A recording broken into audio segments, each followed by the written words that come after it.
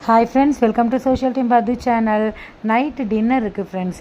சூப்பரான ஒரு டின்னர் இருக்குது. நைட்டு ஒரு ஃபங்க்ஷன் போகிறதுனால ஸோ மத்தியானம் கொஞ்சம் லைட்டாக சாப்பிட்டுக்கலாம் அப்படிங்கிறது. காலையில் இட்லி இருந்தது, ஆர்டருக்கு இட்லி இருந்ததுனால அந்த இட்லியே 2 இட்லி சாப்பிட்டாச்சு. சரி மத்தியானம் என்ன பண்ணலாம் அப்படின்னு யோசிக்கும்போது ஐஷு ரெடிமேட் பரோட்டா கேட்டால். கிட்டத்தட்ட ஒரு 6-7 மாதம் ஆகிடுச்சு வாங்கி செஞ்சு கொடுத்து. வீட்டில் பரோட்டா செய்யலான்னா அதுக்கு நமக்கு நேரம் இல்லை, அந்தளவுக்கு பர்ஃபெக்டாகவும் வராது.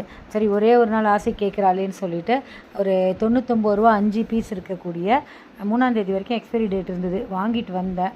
வந்து தோசைக்கல்லில் அதை போட்டுட்டு மீடியம் ஃப்ளேமில் ஃப்ரண்ட் அண்ட் பேக்கு கொஞ்சம் எண்ணெய் விட்டு அது வேகிறதுக்குள்ளே கடாயில் தக்காளி வெங்காயம் நல்லா வதக்கிண்டு இஞ்சி பூண்டு போட்டு வதக்கிக்கிட்டு அதிலே வந்து காரப்பொடி மஞ்சப்பொடி உப்பெல்லாம் போட்டு அது தண்ணி விட்டு அது கொதிக்கிறதுக்குள்ளே மிக்ஸி ஜாரில் தேங்காய், பச்சை மிளகா, பூண்டு, பட்டை, ஏலக்காய், கிராம்பு, 2 முந்திரி பருப்பு அதையும் போட்டு இதை அரைச்சி கொட்டிட்டு வெந்துட்டுருக்கிற வெங்காயம் தக்காளியில் கொஞ்சமாக பட்டர் போட்டுட்டு கொத்தமல்லியை தூவி சூப்பரான ஒரு ரெடிமேட் இன்ஸ்டன்ட் குருமா ரெடி பண்ணிட்டேன்.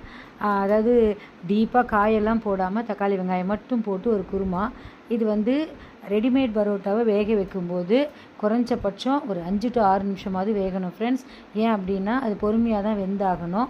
ஃப்ரண்ட் அண்ட் பேக்கு 3 நிமிஷம் 2 நிமிஷம் திருப்பி போட்டு மீடியம் ஃப்ளேமில் வேக வச்சிங்கன்னா இந்த மாதிரி பரோட்டா வந்து நல்லா பொன்னிறமாக எல்லா பக்கமும் வெந்து வரும். ஸோ என்றைக்கோ ஒரு நாள் சாப்பிட்றதுல தப்பு இல்லை, பசங்க தானே கேட்குறாங்க, அதனால் கொடுத்தாச்சு. ஒரு 3 இட்லியும் மீந்திருக்கு.